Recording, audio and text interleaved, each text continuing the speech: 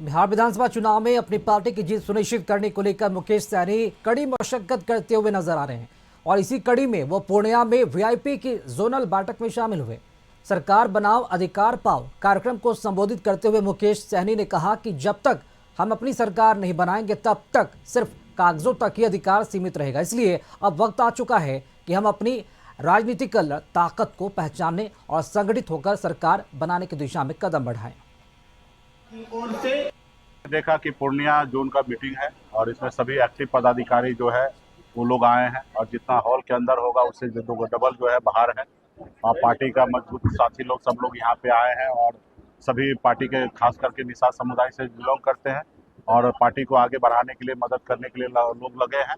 और ये हमारी ताकत है कि हम जहाँ पे भी जाते हैं तो बड़े संख्या में निषाद परिवार के लोग आ रहे हैं और आरक्षण की हमारी लड़ाई है, मुख्य लड़ाई।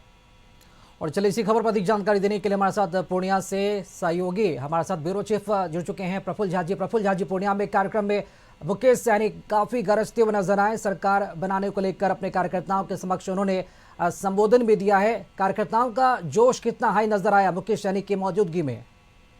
देखिए, वीआईपी पार्टी के जो सुप्रीमो है मुकेश सहनी पूर्णिया में वो सम्मेलन कर रहे थे, सरकार बनाओ अधिकार पाओ, जिसमें कि पूरे सीमांचल के 4 जिले कटिहार, पूर्णिया, अररिया और किशनगंज के जितने भी कार्यकर्ता हैं उनके साथ में उन्होंने बैठक किया है।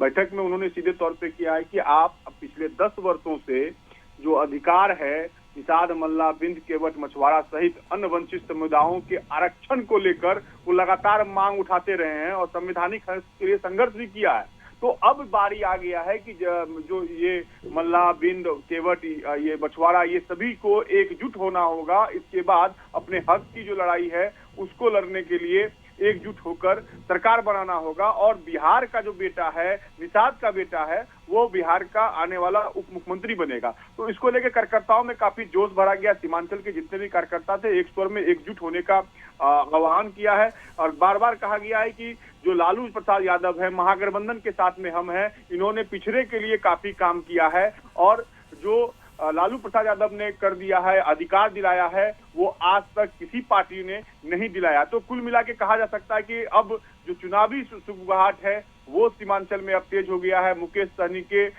इस बैठक के बाद से निषाद समाज जो है एकजुट कितना हो पाता है वो दिखने वाली बात होगी। राकेश जी, तो प्रफुल्ल झा, यानी कि अब माना जाए कि मुकेश सहनी अभी से ही तैयारी में लग गए हैं बिहार विधानसभा चुनाव को लेकर और अपने कार्यकर्ताओं और अपने समाज के लोगों को गोलबंद करने में लगे हुए हैं।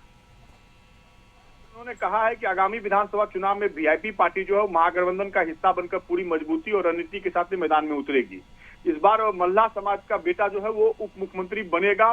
उसके लिए इन सभी को संकल्प लेना होगा कि एकजुट रहें और कहीं भी किसी के बहकावे में नहीं आए।